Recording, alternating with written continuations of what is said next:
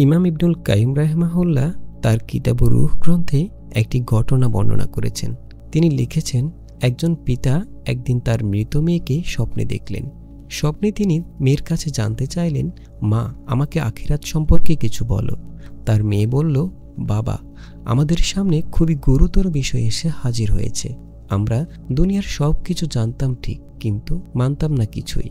আল্লাহর কসম করে বলছি বাবা, এখানে এসে যেসব বিষয়ের মুখোমুখি আমরা হচ্ছি তা এড়াতে আমার আমলনামায় কেবল একটি তাসবিহ অথবা 2 রাকাত নামাজ যদি যোগ করা হতো, গোটা পৃথিবী লাভের চাইতেও তা আমার কাছে অধিক প্রিয় আর দরকারি হতো।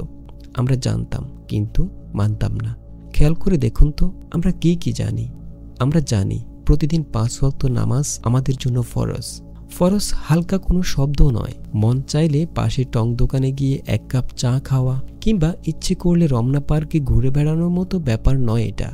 ফরজ শব্দের ভারত্ব এত বেশি, যে ব্যক্তি তা অনুধাবন করতে পারে সে তার মর্ম বোঝে। অক্সিজেন গ্রহণ করা ছাড়া আপনাকে যদি 5 মিনিট বাঁচতে বলা হয়, আপনার দ্বারা কি তা আদৌ সম্ভব? আপনি বলবেন, তা আবার হয় নাকি? সত্যিই হয় না। ঠিক একইভাবে 5 ওয়াক্ত নামাজ বাদ দিয়ে একজন মুসলিমের দিন কল্পনাও করা যায় না। অক্সিজেন তার দৈহিক সত্তাকে বাঁচিয়ে রাখে, আর নামাজ বাঁচিয়ে রাখে তার আত্মিক সত্তাকে। 5 ওয়াক্ত নামাজ যে আমাদের জন্য ফরজ করা হয়েছে এবং তা আদায় করা যে অত্যাবশ্যকীয় এক দায়িত্ব, তা আমরা কম বেশি সবাই জানি। কিন্তু তবু ঠুনকো কারণে অথবা কারণ ব্যতিরেকে দিনের পর দিন, মাসের পর মাস অথবা বছরের পর বছর আমরা মসজিদে যাই না, যাই নামাজ বিছিয়ে বসি না। আমরা জানি মুসলিমদের জন্যই নামাজ, কিন্তু আমরা তা মানছি কই?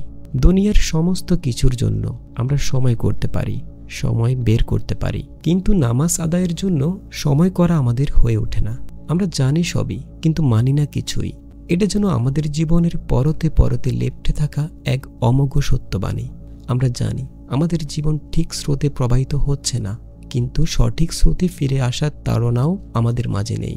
আমরা জানি আমাদের ইনকাম হালাল পথে আসে না। আমরা অফিসের কাজে ফাঁকি দিয়ে অন্যের হক নষ্ট করি। আমরা জানি ঘুষ ও সুদ দুটোই হারাম, তথাপি এসবের মধ্যে আমাদের নিত্য উঠা বসা, পরনিন্দা করা, অন্যের ক্ষতি করা, অন্যকে খাটো করা কিংবা অপমান করা, মিথ্যা বলা, হারাম সম্পর্কে জড়িয়ে পড়া, অশ্লীল জিনিস দেখা, গান বাজনায় মত্ত থাকা, এই সব কিছুই আমাদের আল্লাহর রাস্তা থেকে ছিটকে দিয়ে জেনেও আমাদের সম্বিত ফেরে না। আমরা জানি কিন্তু মানি না। এই না মানার যে কোনো খেসারত হবে না, এটা যেদিন বুঝবো আমরা, সেদিন সত্যিকার অর্থেই অনেক দেরি হয়ে যাবে। স্বপ্নের সেই মৃত মেয়েটা যেরকমভাবে তার পিতাকে বলল, একটা তাসবিহ অর্থাৎ একবার সুবহানাল্লাহ বলে তা আমলনামায় যোগ করাটা আজ আমার কাছে গোটা দুনিয়া লাভের চাইতেও বেশি মূল্যবান। আমাদেরকেও একদিন এভাবে আফসোস করতে হবে।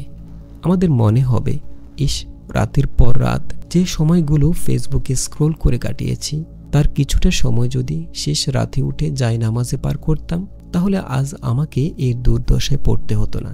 ইউটিউবে ঘন্টার পর ঘন্টা মুভি দেখেছি, নাটক দেখেছি, কমেডি শো উপভোগ করেছি।